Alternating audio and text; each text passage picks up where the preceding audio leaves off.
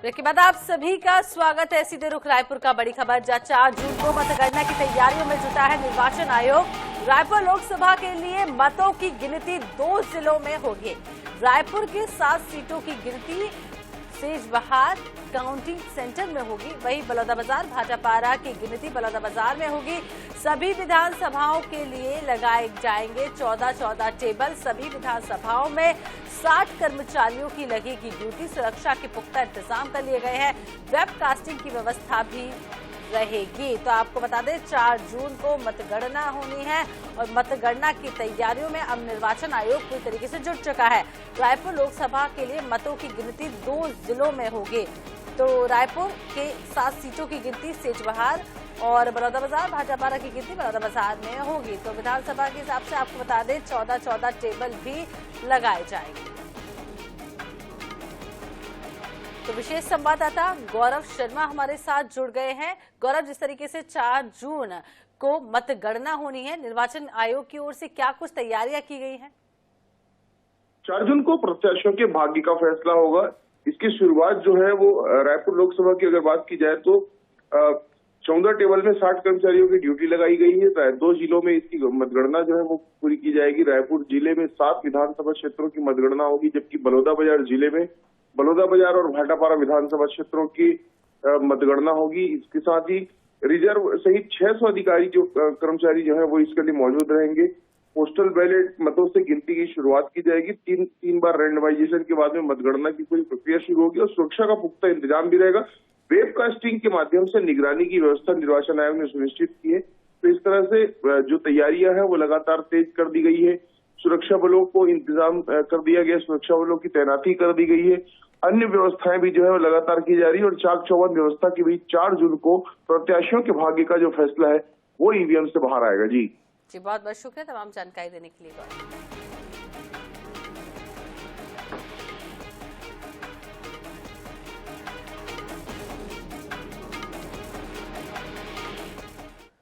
अगली खबर का रुख कर लेते हैं, जब मुख्यमंत्री विष्णुदेव साय ने पूर्व मुख्यमंत्री भूपेश बघेल के रायबरेली दौरे पर अब तंज कसते हुए कहा है कि वो तो पहले भी कई प्रदेश के चुनावों का प्रभार संभाल चुके हैं, लेकिन कहीं सफलता नहीं मिली है। उत्तर प्रदेश जैसे बड़े प्रांत में उनके प्रभार में कांग्रेस मात्र 2 सीट जीती थी। वहीं कांग्रेस के ओडिशा में बीजेपी और बीजेडी मौसेरे भाई वाले बयान पर कहा, कांग्रेस के बयान का कोई अर्थ नहीं है। कांग्रेस पूरे देश में जनता का विश्वास खो चुकी है।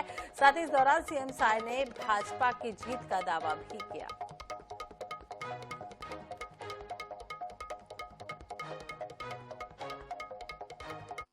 हाँ, वो तो पहले भी कई प्रदेश का चुनाव का प्रभार संभाल चुके हैं, लेकिन कहीं भी उनको सफलता नहीं मिली है। उत्तर प्रदेश जैसे बड़े प्रांत में मात्र 2 सीट उनके प्रभार में कांग्रेस जीती है। तो ऐसा तो अभी तक दिखा नहीं है कि कहीं वो गए हैं और कोई कामयाबी हासिल की है। अब कांग्रेस के बयान का कोई अर्थ नहीं है, कोई वजन नहीं है। कांग्रेस पूरे देश में जनता का विश्वास खो चुकी है। बहुत फायदा होगा, कोई भ्रष्टाचार की गुंजाइश उसमें नहीं रहेगी ऑनलाइन होने से।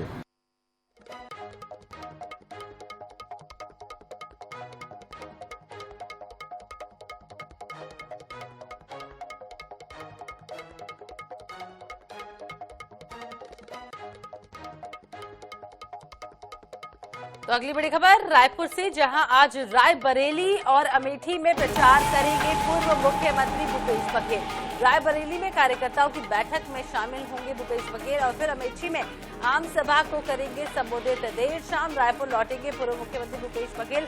रायबरेली और अमेठी में आज शाम थम जाएगा चुनाव प्रचार। रायबरेली के सीनियर ऑब्जर्वर बनाए गए हैं भूपेश बघेल। तो आपको बता दें कि पूर्व मुख्यमंत्री छत्तीसगढ़ के अब रायबरेली और अमेठी में चुनाव के प्रचार प्रसार कमान संभाले हुए हैं। और आपको ये भी बता दें कि आज शाम को प्रचार प्रसार थम जाएगा और रायबरेली के सीनियर ऑब्जर्वर बनाए गए हैं छत्तीसगढ़ के पूर्व मुख्यमंत्री भूपेश बघेल।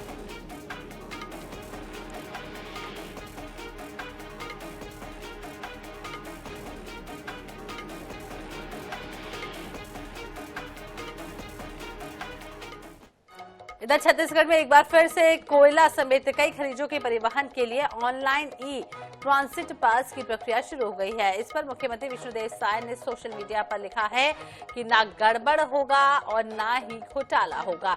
छत्तीसगढ़ सरकार में ईमानदारी का बोलबाला है। उन्होंने कहा है कि खनिजों के परिवहन में पारदर्शिता आएगी और राजस्व बढ़ेगा। इस तरह अब छत्तीसगढ़ भ्रष्टाचार मुक्त बनेगा। कोल परिवहन घोटाले में कई अफसर भी जेल की सलाखों के पीछे पहुंच चुके हैं। ईडी ने कोल परिवहन में बड़े घोटाले की बात कही है। वहीं ऑनलाइन ई ट्रांजिट पास को लेकर कांग्रेस और भाजपा नेताओं के बीच बयानबाजी शुरू हो गई है। भाजपा सांसद सुनील सोनी ने कहा है कि हमने इसे पारदर्शी कर दिया है, पूरे देश में इसका लिंक है, अब कोल में कोई घोटाला नहीं कर सकता। वहीं पूर्व मंत्री शिव डहरिया ने कहा है कि कोई भी सरकार अपनी प्राथमिकता अनुसार काम करती है, मुझे इस पर ज्यादा कुछ कहने की जरूरत नहीं है। अब जो है वो कोल में कोई भी घोटाला नहीं कर सकता। पारदर्शिता पूर्वक जो है अब जो भी खदान लेगा, कोयला लेना है तो वो ई टेंडरिंग के माध्यम से आकर जो है उसको वो प्राप्त कर सकता है। तो भारतीय जनता पार्टी और कांग्रेस की सरकार में यही अंतर है। देखिए, जिसकी सरकार रहती है उसकी अपनी प्राथमिकताएं रहती है और उसी अनुरूप कोई कार्रवाई हो रही है तो उस संबंध में मुझे ज़्यादा कुछ कहने की जरूरत नहीं है। हमारी प्राथमिकता पारदर्शिता से काम होना चाहिए, ये था।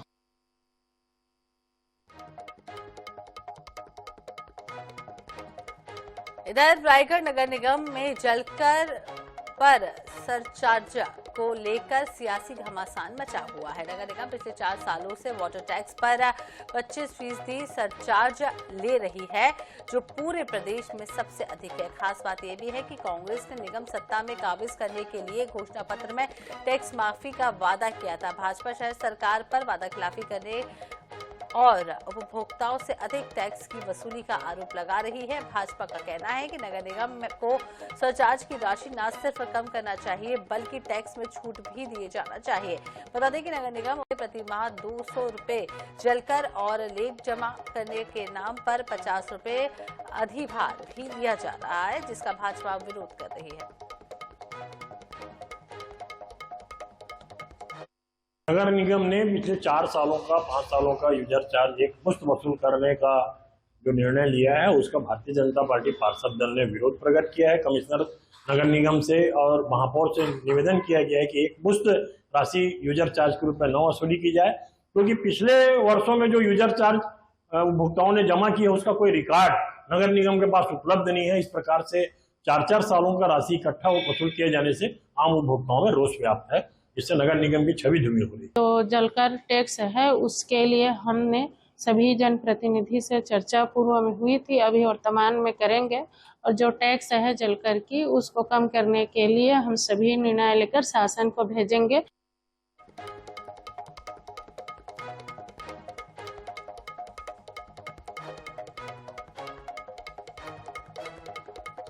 तो NH 24/7 की खबर का एक बार फिर से बड़ा असर हुआ है। हमारे चैनल में ट्रेन यात्रियों की समस्याओं को लेकर सफर में सजा मुहिम चलाई गई है थी, जिसके बाद रेलवे विभाग ने सामान्य श्रेणी में कोच बढ़ाने का फैसला ले लिया है।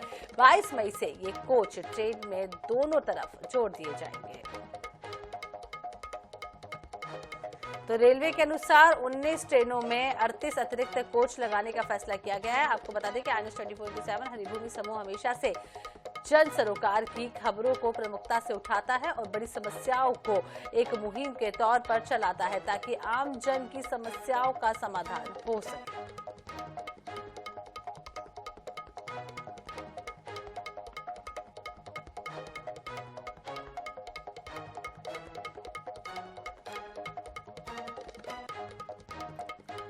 इधर रायपुर में मौसम विभाग ने प्रदेश के कई इलाकों में आंधी तूफान के साथ तेज बारिश की संभावना जताई है। दुर्ग, बिलासपुर और बस्तर में बूंदाबांदी के साथ तेज हवाएं चल सकती है। मौसम विभाग का कहना है कि अगले 48 घंटे में अधिकतम तापमान में कोई खास बदलाव नहीं होगा, लेकिन कुछ दिनों के भीतर कई इलाकों में गरज चमक के साथ बारिश हो सकती है। वहीं आज रायपुर में दिन का तापमान 39.7 डिग्री रहा, तो वहीं रात का पारा 28.5 डिग्री रहा।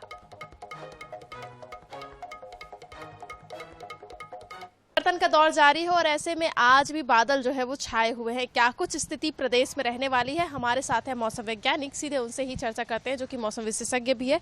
उनसे समझने का प्रयास करते हैं कि क्या कुछ स्थिति जो है अब रहने वाली है। मैम, मौसम की स्थिति क्या कुछ रहेगी, क्या कुछ स्थिति अभी आने वाले समय में हो सकती है? पिछले एक हफ्ता अगर आपने देखा तो हमेशा हर रोज आप एक दो स्थानों पर मेघ गर्जन के साथ ये अंधड़ और वर्षा देखने के लिए मिला है, और जिसका कारण था एक विंड डिसकंटिन्यूटी जो है सेंट्रल इंडिया से लेके साउथ इंडिया तक हुआ था, जिसका कारण ये द्रोणिका का वजह से आपको वेदर हुआ था। लेकिन अभी कल से अगर आप देखा तो एक साउथ बिहार में एक साइक्लोनिक सर्कुलेशन है और छत्तीसगढ़ के ऊपर बे ऑफ बंगाल से थोड़ा नमी का आगमन चल रहा है, जिसका वजह से आपको हर अनेक स्थानों पर ये बादल छाया हुआ देख रहे हैं। मैम, अगर हम मानसून की दस्तक की बात करें तो छत्तीसगढ़ में कब से दस्तक दे सकती है या क्या कुछ स्थिति जो है निर्मित हो सकती है? छत्तीसगढ़ का ऊपर एग्जैक्ट मानसून ऑनसेट अभी से नहीं बता पाएंगे, लेकिन अभी मानसून का स्थिति देखा है तो नॉर्मली साउथ अंडमान सी में 22 नॉर्मल डेट ऑफ ऑनसेट है, जहां 19 तारीख को एक्सपेक्टेड है। एंड परसों रात को हम IMD ऑफिशियल स्टेटमेंट भी हमने इश्यू किया था कि नॉर्मल केरल के 1 जून में जैसा नॉर्मल डेट ऑफ ऑनसेट होता है, एक दिन पहले 31 तक ऑनसेट होने का चांस है। एंड ये डेट जब हम इश्यू करते हैं ये +or- 4 डेज का अंतर्गत होता है, लेकिन इस बार आशा है कि थोड़ा एक दिन पहले ही आने की संभावना है। जैसे कि आपने इनसे खुद भी सुना, इनका क्या कुछ कहना। आपको बता दें कि ग्रीष्म जैसी स्थिति जो है वो एक हफ्ते बाद ही जो है वो बनते नजर आएगी और मौसम के परिवर्तन का दौर जो है अभी भी लगातार जारी रहने की संभावना बनी हुई है। कैमरामैन इकराम के साथ INH 24/7 रायपुर। रायपुर में हरिभूमि INH 24x7 की वार्षिक बैठक का आयोजन हुआ। इस अवसर पर उत्कृष्ट कार्य करने वाले लोगों को सम्मानित भी किया गया। साथ ही भविष्य के लिए बेहतर और पत्रकारिता के लिए मंथन और विचार विमर्श किया गया। बैठक को संबोधित करते हुए हरिभूमि INH 24x7 के प्रधान संपादक ने कहा है कि हरिभूमि समूह एक परिवार है। हम सब जन जन के लिए संघर्ष करते हैं और जनता की आवाज बनते हैं।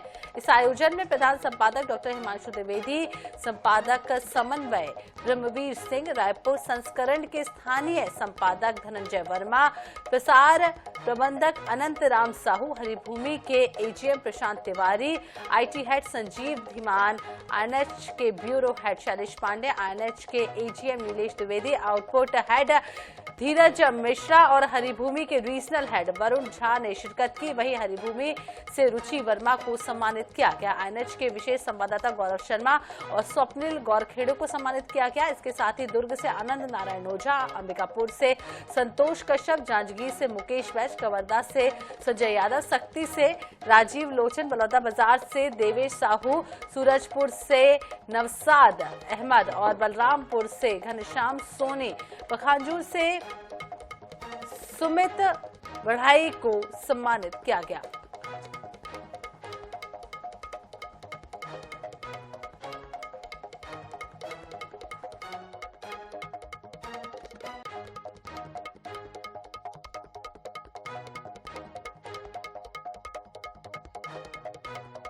अखबार में पब्लिश कर दोगे, पर डिजिटल के अंतर्गत वो सहूलियत नहीं है। डिजिटल में तुरंत चाहिए, इलेक्ट्रॉनिक मीडिया में फुटेज तुरंत चाहिए, तो उसके लिए आदमी आपको हर जगह चाहिए और उसको आप ऐसा कुछ दे नहीं रहे हो जिसके बदले में आप ये उम्मीद करोगे उसे कुछ और नहीं करना चाहिए। या तो उतने पैसे दे दो, वो आपके लिए ही कर लेगा। तो अपेक्षा वही करनी चाहिए हमें जिस अनुसार हम उसका भुगतान करते हैं, लेकिन हमें लोगों की जरूरत है, फील्ड में हमें अपने संपर्कों की जरूरत है। लेकिन समझने की बात यह है कि खबर की प्रस्तुति के आधार पर तय होगा मात्र 2 सीट कि कोई अखबार या कोई चैनल कितना देखा जाएगा या ऐसा तो अभी तक दिखा नहीं है कि कहीं हो गए हैं और ऊपर निकल रहा है। कोई कामयाबी हासिल की। अब कांग्रेस फिर भी 5 अखबार ऐसे हैं जिनको लोग बयान का कोई गंभीरता से अर्थ लेते नहीं है, कोई वजन नहीं है। साथियों से बात कर रहे थे कि भाई आप कांग्रेस थोड़ा और ज्यादा पूरे देश में काम करें, तो किसी ने कहा कि अनंतराम जी बड़े रायबरेली में कार्यकर्ताओं की बैठक। हाँ, आज किसी ने बड़ी कहा खबर कि राय अनिल जी का प्रेशर बहुत रहता है, तो मेरी तरफ से इन दोनों का भी बहुत आभार है। हमारे लोगों को थोड़ा टाइट करके आप लोग रखे हुए हो। सबसे बड़ा आभार तो डॉक्टर हिमांशु द्विवेदी जी का है। इतने बड़े परिवार को एक साथ उन्होंने आज इकट्ठा किया। हरिभूमि और INH एक साथ देख करके दिल गदगद हो गया। इतनी बड़ी ताकत लगती है कि आप यकीन मानिए कि इतना बड़ा नेटवर्क न आज भास्कर के पास है, न आईबीसी के पास है, न किसी पत्रिका के पास है, न भारत के पास है। आप आसपास देखिए कि आप कितनी बड़ी ताकत है। इतना बड़ा नेटवर्क और इतनी बड़ी ताकत और इतने योग्य सहयोगी अगर हमारे पास है और आपस में एक दूसरे का सहयोग करने की जो भावना है वो और किसी के पास नहीं है, तो आप यकीन मानिए कि इसके बावजूद भी अगर कोई हमसे आगे है तो ये कमी केवल हम में है और किसी में नहीं है। आपके लिए जो भोजन का प्रबंधन किया गया है उसके लिए आप सभी सादर आमंत्रित हैं और बहुत बहुत धन्यवाद। एक बार फिर से मंचासीन जो हमारे वरिष्ठ हैं उन सभी का एक बार हृदय से आभार करेंगे। आप सभी का भी बहुत बहुत धन्यवाद।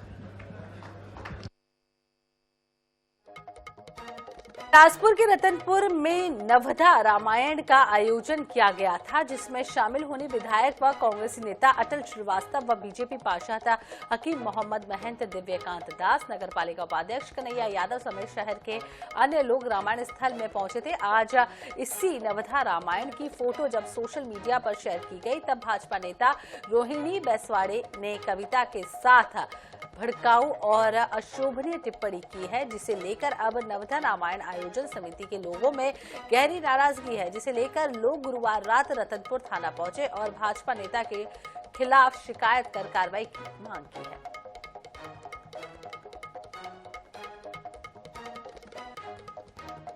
है। आज सवेरे उसमें कविता के साथ नवधा रामायण का शुभारंभ का फोटो था। उस कविता को देख के या फोटो को देख करके रोहिणी बैसवाड़े ने एक कमेंट किया है, जयचंद की औलाद मुगलों का औलाद, ऐसा करके।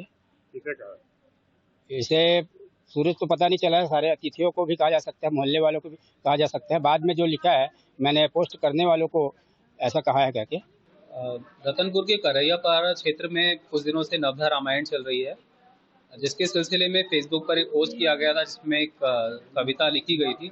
उस कविता का स्क्रीनशॉट लेकर के किसी व्हाट्सएप ग्रुप में एक व्यक्ति ने कुछ कमेंट की है, जिसको लेकर के एक समूह ने आपत्ति जताई है।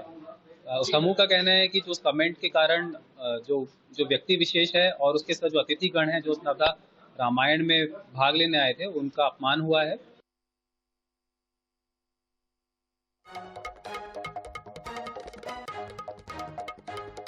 तो छत्तीसगढ़ में तीनों चरणों का मतदान होने के बाद प्रदेश के नेता दूसरे राज्यों में चुनाव प्रचार की कमान संभाले हुए हैं।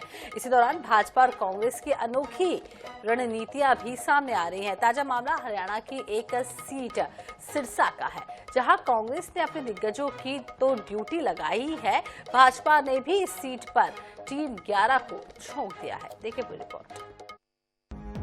हरियाणा की सिरसा सीट से छत्तीसगढ़ के पूर्व प्रभारी कुमारी शैलजा कांग्रेस प्रत्याशी है, जहां से भाजपा ने कभी कांग्रेस के कद्दावर नेता रहे अशोक तंवर को उतारा है। दिलचस्प बात यह है कि उनके प्रचार की कमान भी कांग्रेसी पृष्ठभूमि के नेता संभालेंगे। इसके लिए भाजपा ने छत्तीसगढ़ से ऐसे नेताओं को हरियाणा भेजा है जो यहां कुमारी शैलजा के साथ काम करते थे। अब कांग्रेस छोड़ भाजपा का दामन थाम चुके हैं। शिशुपाल सोरी से लेकर वाणी राव और चंद्रशेखर शुक्ला से लेकर प्रमोद शर्मा तक 11 नेताओं की टीम को सिरसा भेजा गया है। वहां ये नेता प्रेस कॉन्फ्रेंस और प्रचार कर कुमारी शैलजा के खिलाफ माहौल बनाएंगे। दूसरी ओर कांग्रेस की ओर से भी सिरसा में पीसीसी चीफ दीपक वैद से लेकर पूर्व मंत्री शिव डहरिया मोर्चा संभालते नजर आएंगे। दरअसल कुछ ऐसी ही रणनीति भाजपा ने रायबरेली के लिए भी तैयार की है। कांग्रेस ने पूर्व सीएम भूपेश बघेल को सीनियर ऑब्जर्वर बनाया है, लेकिन यहां भाजपा ने हाल ही में पार्टी में शामिल हुई राधिका खेड़ा की ड्यूटी लगा दी है। राधिका खेड़ा लगातार महिला अत्याचार के मामले को लेकर मुखर है। वे भूपेश बघेल पर भी सीधा हमला बोलती नजर आएंगी। इस प्रकार से शैलजा जी यहां पर प्रभारी थी और यहां कांग्रेस की सरकार थी, वो भी एक लूट का हिस्सा बनी थी ऐसा बोला जाता है।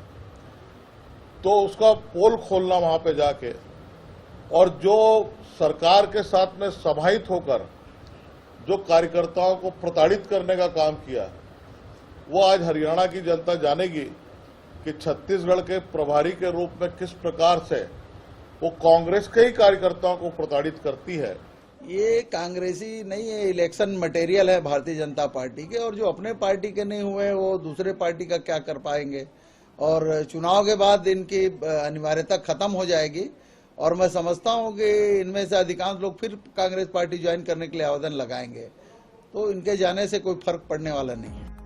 महाभारत के युद्ध में जिस तरह अपनों के खिलाफ अपने ही तीर चलाते नजर आ रहे थे, उसी तरह 2024 के महामुकाबले में भी अपने ही अपनों के खिलाफ खड़े नजर आ रहे हैं। इस रणनीति का कितना असर होगा यह तो 4 जून को परिणाम बताएंगे।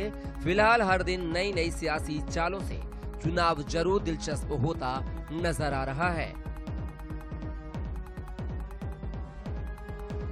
रायपुर से INS 24/7 के लिए गौरव शर्मा की रिपोर्ट।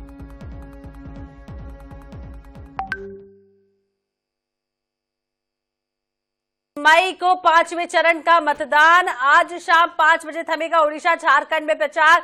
छत्तीसगढ़ के दिग्गज नेता मंत्री दोनों राज्यों में संभाल रहे हैं मोर्चा। मंत्री विधायकों संगठन से जुड़े नेताओं को मिली है जिम्मेदारी। डिप्टी सीएम विजय शर्मा, अरुण साव सहित मंत्री भी ओडिशा दौरे पर है। बीजेपी ने ओडिशा में झोंकी है पूरी ताकत। 5 लोकसभा सीटों पर होगा 20 मई को मतदान।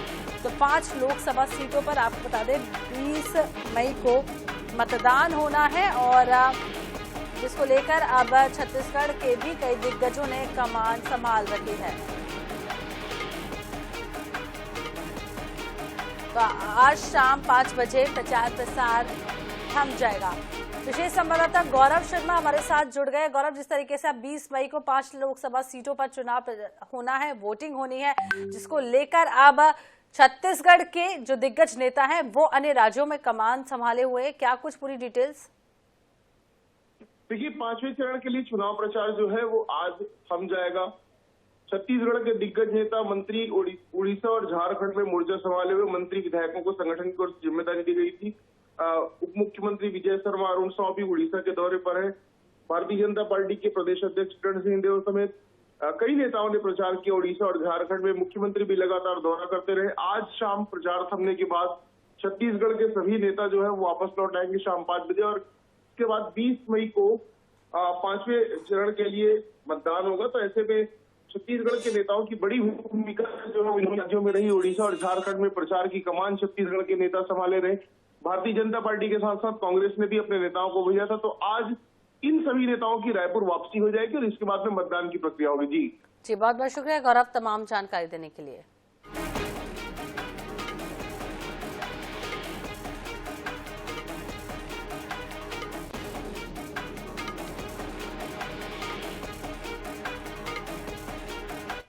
और इसी के साथ इस बुलेटिन में फिलहाल इतना ही। देखते रहिए INS 24/7। नमस्कार।